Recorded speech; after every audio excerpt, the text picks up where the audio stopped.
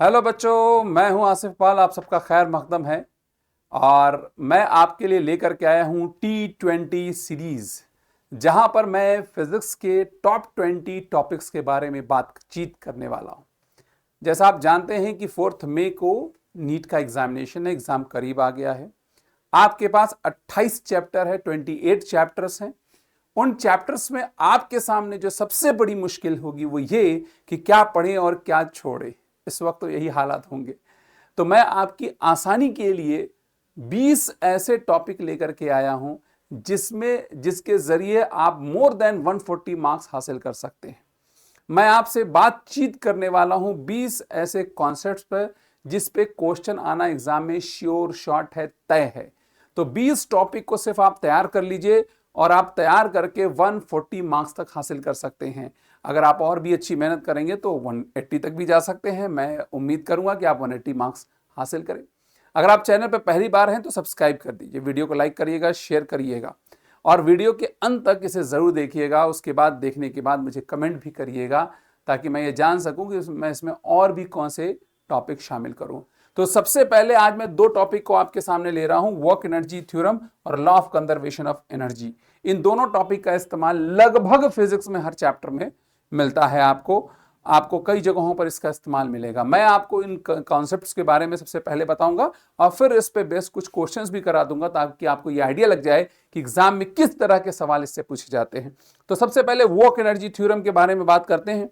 देखिए, work done के लिए हम 3 तरह के फोर्स की कैटेगरी डिसाइड करते हैं। एक कंजर्वेटिव फोर्स, दूसरा नॉन कंजर्वेटिव फोर्स और तीसरा स्यूडो फोर्स।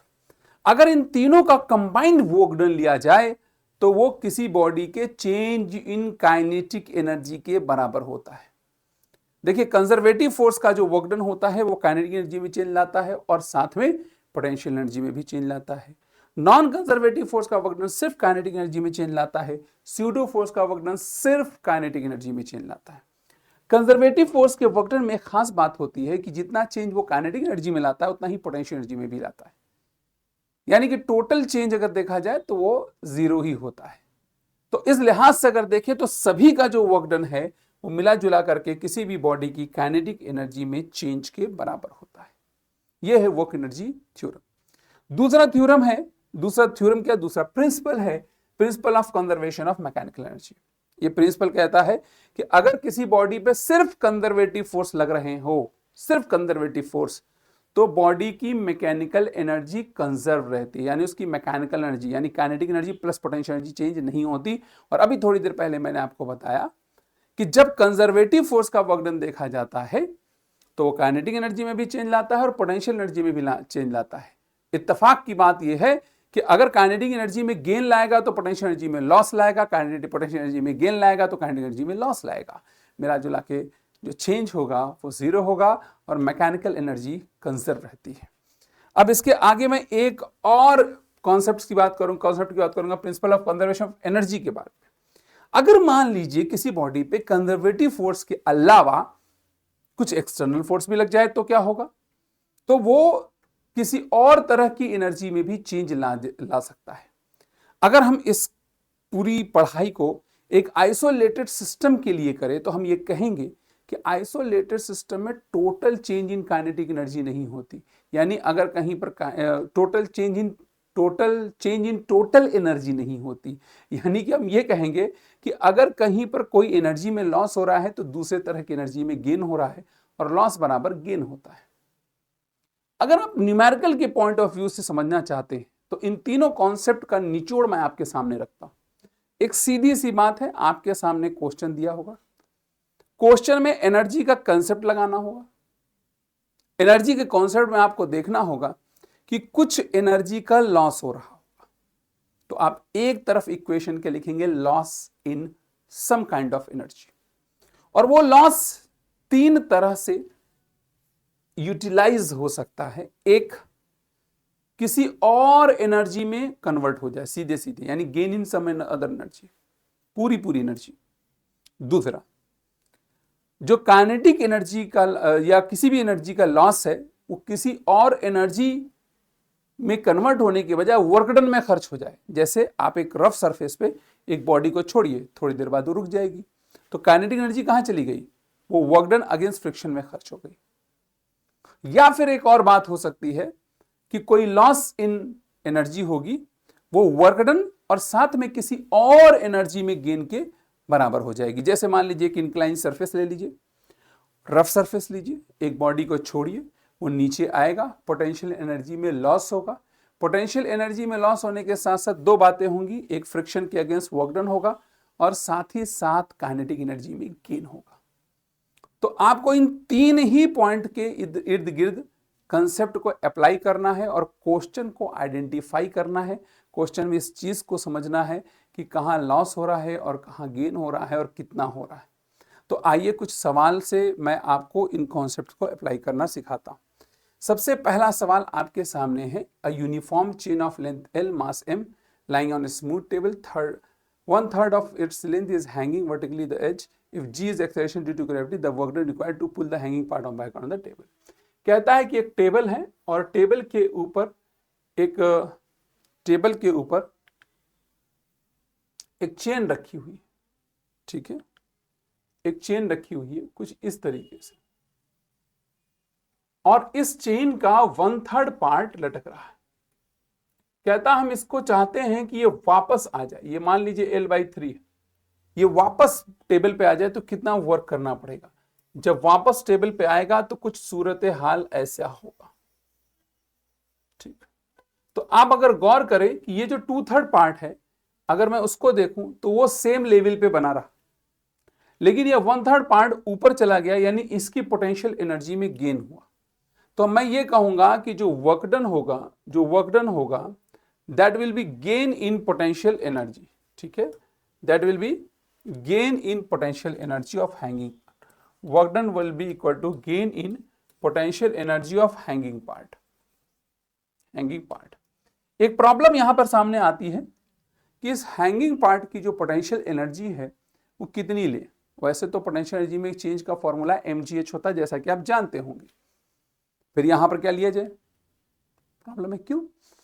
क्योंकि अगर मान लीजिए हमने इसका टोटल मास यहां पर m दे रखा है, टोटल मास m दे दिया, तो 1/3 का मास m/3 हो गया, 1/3 का मास m/3।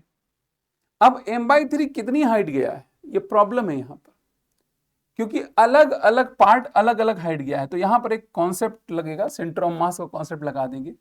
पूरे मास को उठा करके आप बीच में रख दीजिए, यानी जो हाइट आएगी मास की वो आ जाएगी L/6। L/3 का हाफ करिएगा तो L/6 आएगा। तो टोटल मास कितना है m/3 g, और हाइट हो जाएगा L/6, यहां से आ जाएगा mgL/18, राइट। कैपिटल L लिखा हुआ है, मैंने स्मॉल l लिख दिया, कोई बात नहीं है, कैपिटल L, ठीक है, mgL/18। जहां कहीं भी ऐसी कोई दिक्कत आए, जहां पर मास का जो डिस्ट्रीब्यूशन है वो हमें प्रॉब्लम करे, तो हमें सेंटर ऑफ मास के कॉन्सेप्ट को अप्लाई कर देना चाहिए, ठीक है। चलिए अगले सवाल पे चलते हैं। अगला सवाल कहता है क्या, अगला सवाल कहता है कि the particle figure shows particle sliding on frictionless track which terminates in the straight horizontal section. If the particle starts slipping from A, how far away from the track will the particle hit the ground? ये particle यहां से चलना शुरू करता है, rest से चलना शुरू करता है भाई और बहनों, और रेस्ट से चलने के बाद, है ना, रेस्ट से चलना शुरू करता है, और रेस्ट से चलने के बाद यहां से ये जंप करता है। तो सवाल करता है कि कितना दूर जाकर के गिरेगा। जब यहां पहुंचता है तो इसके पास कुछ स्पीड होती होगी, जब यहां था तो स्पीड नहीं थी। अच्छा, ये स्मूथ सरफेस, ये जो स्लिप यहां से करता है, ये ट्रैक, ये स्मूथ सरफेस है, ठीक है, फ्रिक्शनलेस ट्रैक है। देखिए तो कोई फ्रिक्शन नहीं होगा। जब यहां से ब्लॉक यहां पर आया होगा तो इसकी स्पीड में गेन हुआ है, और जब ये 1 मीटर की हाइट पे था और 0.5 मीटर की हाइट पे आया तो कितना हाइट नीचे आ गया, हाइट कितना नीचे आया, h is equal to 1 minus 0.5, it is 0.5 metre, right. तो सबसे पहले जिस स्पीड से ये कूदा है उसे कैसे निकालेंगे, तो loss in potential energy is equal to gain in kinetic energy. Gain in kinetic, loss in potential energy कितना होगा, m होगा, g होगा, और हाइट की जगह 0.5 हो जाएगा, और gain in kinetic energy half m हो जाएगा और v स्क्वायर हो जाएगा। यहाँ से mm चला गया, और अगर आप ध्यान देंगे तो ये 10 है, ये 5 हो जाएगा, और 5 टू द 10 हो जाएगा। v की वैल्यू आ जाएगी √10 मीटर पर सेकेंड। यहाँ से हमने स्पीड निकाल लिया। अब ये कितनी दूर जाके कूद रहा है, यानी यहाँ हमसे रेंज पूछा जा रहा है मेरे भाई और बहनों। ये हॉरिजॉन्टल प्रोजेक्टाइल का एक फॉर्मूला लग जाएगा रेंज के लिए। रेंज का फॉर्मूला क्या होता था, याद करिए, u √2h/g। ठीक है, यहां पर u की जगह v है तो ये हो जाएगा √10, और ये √2h हाइट कितनी है 0.5 है, और बाई में g की जगह 10 हो जाएगा। 10 से 10 चला जाएगा, ये 1 आ जाएगा, ये 1 मीटर आ जाएगा। तो सिंपली 1 मीटर की डिस्टेंस पर ये छलांग या जंप करेगा। राइट, चलिए आगे बढ़ते हैं। अगला सवाल है, ये भी बहुत अच्छा सवाल है और बहुत बेहतरीन सवाल है। सवाल को ध्यान से देखिएगा, ठीक है, सवाल ध्यान से देखिएगा। कहता है एक हॉर्स है जो cubical container of side 1 metre से पानी पीता है। इसका जो पेट है वो जमीन से इसका जो पेट है वो जमीन से 2 मीटर की हाइट पे, ठीक, और ये पानी जो है वो 1 मीटर में भरा पड़ा है। क्यूबिकल है, याद रखिएगा, क्यूबिकल है 1 मीटर। तो पूछ रहा है कि जो वो minimum work done by horse in drinking the water. जब ये पानी को पिएगा ये घोड़ा, तो सोचो पानी की हाइट में गेन होगा। पानी जमीन पे मतलब कंटेनर में था, वहां से उसके पेट में आया, तो उसकी पोटेंशियल एनर्जी में गेन हुआ। देखो यहां पर हमको स्टोरी में बहुत बारीक नजर रखनी पड़ती है, वरना आप थोड़ा सा चूके तो गए। और ये मिनिमम क्यों कह रहा है, मिनिमम वर्क डन? क्योंकि पानी को पेट में जाना है, बस जाके रुक जाना है। क्योंकि अगर वहां पर काइनेटिक एनर्जी चाहिए होगी तो ज्यादा वर्क करना पड़ेगा। तो वर्क डन निकालने का तरीका है gain in potential energy of water. Problem आपके सामने है। पहले तो वाटर का मास निकालोगे। वाटर का मास आता है वॉल्यूम इनटू डेंसिटी, ठीक है। वाटर का मास क्या आता है, वॉल्यूम इनटू डेंसिटी, ठीक है। वॉल्यूम इनटू डेंसिटी, वॉल्यूम कितना होगा, अरे भाई जितना उसका वॉल्यूम है 1 × 1 वॉल्यूम हो गया। और डेंसिटी कितनी होती है 10⁻3, यहां से आ गया 10⁻3 kg, ठीक है। ये तो आ गया मास। जी पता ही आपको हाइट कितनी गेन करेगा। अब अलग देखिए, ये 1 मीटर तक का पानी भरा हुआ है ना, अगर ये 1 मीटर तक पानी भरा हुआ है तो ये अलग अलग हाइट जाएगा कि नहीं जाएगा। तो इसके सेंटर ऑफ मास पे रखोगे, यानी ये जमीन से 0.5 मीटर कहलाएगा, और जाना कितने पे है 2 मीटर पे। तो हाइट कितनी आएगी, हाइट 2 मीटर पे जाना है और 0.5 मीटर पे है, तो ये कितना आ जाएगा 1.5 मीटर। यानी कितना मीटर हाइट जाना है 1.5 मीटर।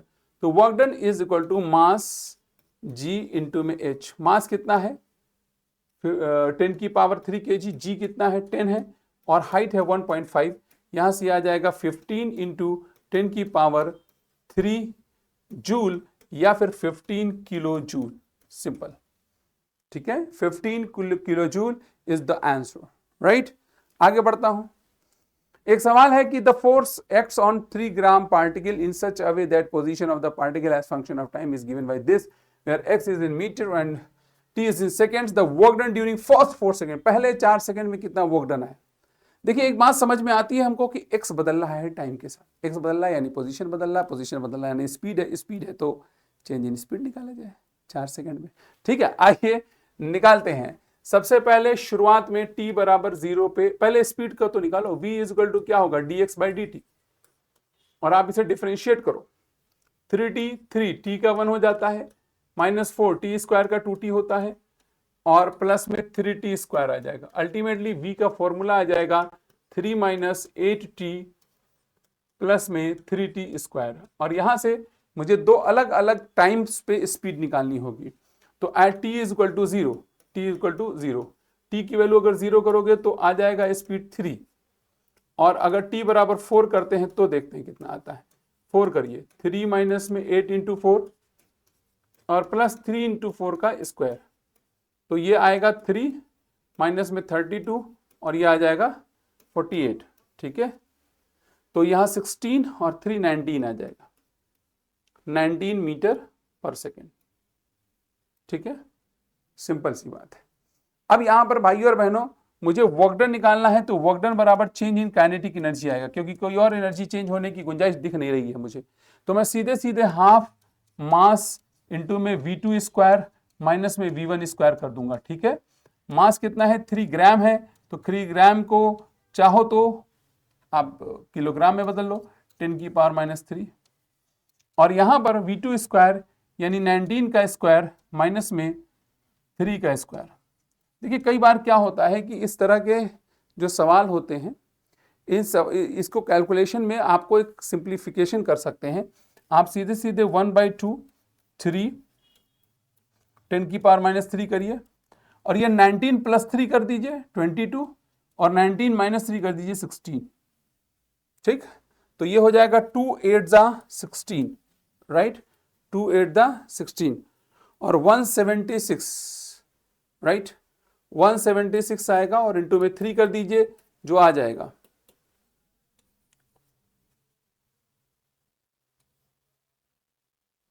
528 इंटू 10 की पावर माइनस 3 जूल।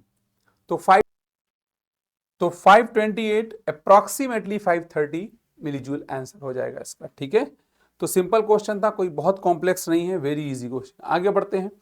कहते हैं two similar springs P and Q have spring constant KP and KQ, KP KQ stretch कर रहे हैं same amount, then stretch by same amount, then same force, तो work done. देखिए आपको ये बात पता होनी चाहिए कि स्प्रिंग के मामले में जो स्टोर्ड एनर्जी होती है वो हाफ, जो वर्क डन होता है वही एनर्जी स्टोर्ड होती है, और ये बराबर होती है हाफ KX स्क्वायर या फिर F square by 2K। F वो फोर्स है जिससे किसी स्प्रिंग को खींचा जाता है। भाई डिफरेंट काइंड की एनर्जी का फॉर्मूला आपको याद होना चाहिए, जैसे चेंजिंग ग्रेविटेशनल एनर्जी का फॉर्मूला mgh होगा, स्प्रिंग के अंदर की एनर्जी का फॉर्मूला हाफ KX स्क्वायर होगा। ठीक है, सिंपल। तो यहाँ KP KQ से ज्यादा है, पहली बार उसको सेम डिस्टेंस खींचा जा रहा है और फिर सेम फोर्स लगाया जा रहा है। जब सेम डिस्टेंस खींच रहे हो तो कंपैरिजन यहां से किया जाएगा, यानी W is directly proportional to K हो जाएगा। तो पहले वाले मामले में WP, ठीक है, पहले वाले मामले में इज ग्रेटर देन WQ, क्योंकि KP is greater than KQ। जब सेम फोर्स लगा रहे हो तो इस मामले में W inversely proportional to K हो जाएगा। तो दूसरे वाले मामले में WP लेस हो जाएगा और WQ ज्यादा हो जाएगा, जिसका K कम उसका W ज्यादा। तो यहां पर हमने एनर्जी का कंपैरिजन कर लिया। यहां पर देखिए क्या होता है, स्प्रिंग को जब हम खींचते हैं तो खींचने में जो वर्क डन होता है that gets stored in the form of potential energy, right. आगे बढ़ते हैं, अगला सवाल है आपके सामने, the escape speed of a projectile on the earth's surface is 11.2 km per second. The body is projected out thrice the speed. What is the speed of body far away from the earth? देखिए ध्यान देने वाली बात है कि यहां पर देखिए अर्थ है, अर्थ का रेडियस RE होता है, और यहां पर ये बॉडी है, इसको थ्राइस ऑफ VE से फेंका जा रहा है। कह रहा है इन्फिनिटी पे, बहुत दूर का मतलब इन्फिनिटी पे जाने के बाद यहां पर इस पर स्पीड क्या होगी, V इन्फिनिटी। तो आपने जरूर पढ़ रखा होगा। देखिए टोटल एनर्जी, भाई जब आप किसी बॉडी को फेंक दोगे तो अर्थ जो फोर्स लगाएगी वो होगी ग्रेविटेशन फोर्स, और ग्रेविटेशन फोर्स कैसा है भाइयों बहनों, कंजर्वेटिव फोर्स, और कंजर्वेटिव फोर्स है तो मैकेनिकल एनर्जी में कोई चेंज नहीं होगा, जो यहां होगी वही यहां होगी। तो पहले सरफेस के ऊपर मैकेनिकल एनर्जी निकालते हैं। सरफेस के ऊपर मैकेनिकल एनर्जी में पहले काइनेटिक एनर्जी आएगी हाफ m3ve का whole square minus GME by में RE, राइट, बराबर में वहां गए तो पोटेंशियल एनर्जी तो जीरो हो गई, kinetic energy half mv alpha square, V infinity square, V infinity का स्क्वायर। ठीक, मुझे V इंफिनिटी चाहिए, राइट। अच्छा एक बात यह है, मैंने कैपिटल M लिख दिया है, वहां स्मॉल m लिखा है तो यहाँ स्मॉल m कर देता हूं, चलिए कोई बात नहीं। अच्छा यहां पर हो जाएगा 9 into half mve square, right, that is equal to minus GME by RE is equal to what, half small m V alpha का होल स्क्वायर। देखिए हाफ mve स्क्वायर आपने पढ़ा था GME बाई में RE होगा, ये फॉर्मूला आपने gravitation नाम की चैप्टर में पढ़ रखा होगा। Half mve square is equal to होता है G M E M by में आर ई। तो यहां पर 9 इंटू में G M E M by में आर ई होता है भाई और बहनों, यहां से माइनस में G M E M by में R E, right, into equal to में, या फिर आप चाहे तो यहां इसको ऐसे बदल सकते हैं, इसको ना चेंज करें, इसको चेंज ना करके आप सीधे इसको हाफ एम वी स्क्वायर बदल दें, that will be 9 into half m v e square minus half m v e square is equal to half m v infinity का स्क्वायर।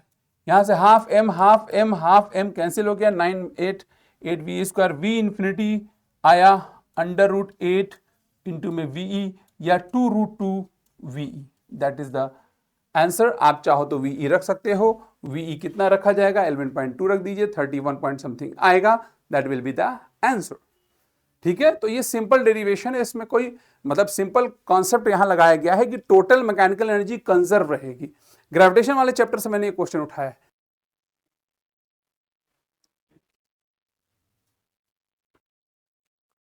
आइए चलते हैं अगले क्वेश्चन की तरफ, राइट। यहां पर हमारे पास एक क्वेश्चन है, the work done to raise a mass m slowly from the surface of earth to the height from the equal to the twice of radius r e is। देखिए सवाल simple सा कर रहा है कि अगर हम इसको सरफेस से डबल ऑफ हाइट पे लेकर जाए अर्थ के रेडियस से, तो आइए इसको समझते हैं। वेरी इजी क्वेश्चन, मैं रीडिंग का इस्तेमाल कर लेता हूं। यहां पर ध्यान दीजिएगा, ये अर्थ है, इसका अपना कुछ रेडियस है, मान लीजिए आर ई, राइट। हम इसको स्लोली यहां से लेकर के जाना चाहते हैं, राइट, और कितना हाइट तक ले जाना चाहते हैं, twice of radius of Earth, h is equal to 2re तक। तो हमसे सवाल करते हैं कि कितना वर्क डन होगा। देखिए जब ये सरफेस पे होगा तो कुछ पोटेंशियल एनर्जी होगी, और जब ये कुछ हाइट पे जाएगा तो पोटेंशियल एनर्जी होगी। तो वर्क डन निकालना है तो चेंज इन पोटेंशियल एनर्जी होगी, यानी U final minus U initial. Finally वहां पर जब पोटेंशियल एनर्जी निकालना होगा तो minus G M E M by में 3re होगा, क्योंकि ये जो सेपरेशन लिया जाएगा वो सेंटर से लिया जाएगा, और जब सरफेस पे था तो माइनस माइनस प्लस हो जाएगा, G M E M by में आर ई हो जाएगा भाई और बहनों। यहां से आर ई एलसीएम लिया जाएगा, राइट, और आर ई जब आप 3re लिया जाएगा, और 3re जब यहां पर लेंगे तो 3 हो जाएगा, 2GMEM आ जाएगा, 2GMEM। और एक सबसे इंपॉर्टेंट बात यह है कि आपने अगर ग्रेविटेशन नाम का चैप्टर पढ़ रखा है तो GM is equal to GRE square होता है। यहां से हो जाएगा 2G small g RE square small m by में 3re। यहां से RE से RE चला जाएगा और ये आएगा 2/3 mg RE। तो सिंपल क्वेश्चन था। यहां पर भी देखिए वर्क डन निकालना था, और वर्क डन को कैसे निकाला गया है, पोटेंशियल एनर्जी में चेंज से। ये ग्रेविटेशन के क्वेश्चन से जो मैं आपसे लगवा रहा हूं, और अब जो मैं आपको क्वेश्चन लगवाने वाला हूं वो इलेक्ट्रोस्टैटिक से है। इलेक्ट्रोस्टैटिक में भी इस कंसेप्ट का भरपूर इस्तेमाल किया जाता है पोटेंशियल और पोटेंशियल एनर्जी वाले टॉपिक में। एक क्वेश्चन है, देखिए एग्जांपल 2.5 है, एनसीईआरटी का क्वेश्चन है, आपके सामने पेश कर रहा हूं।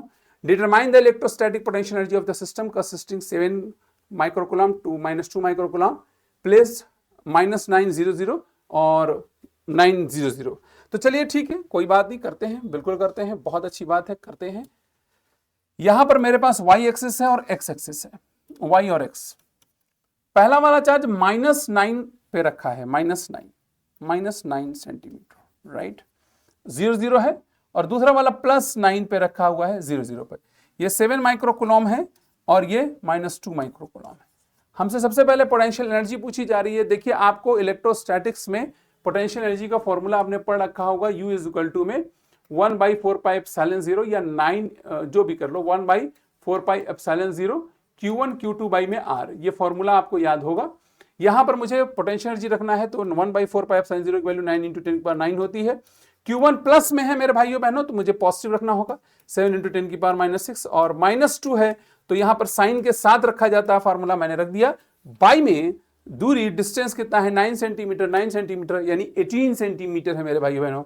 यहां पर मैं से 18 सेंटीमीटर है, यानी 18 × 10⁻2 होगा, 9 2 18 चला जाएगा, राइट, 6 6 12 और ये 9 2 11, यहां से आएगा 11 और यहां से आएगा -12, तो ये 0.1 बन जाएगा, 10⁻⁻1 बनेगा या फिर 0.1 जूल बनेगा, राइट, 0.1 जूल होगा।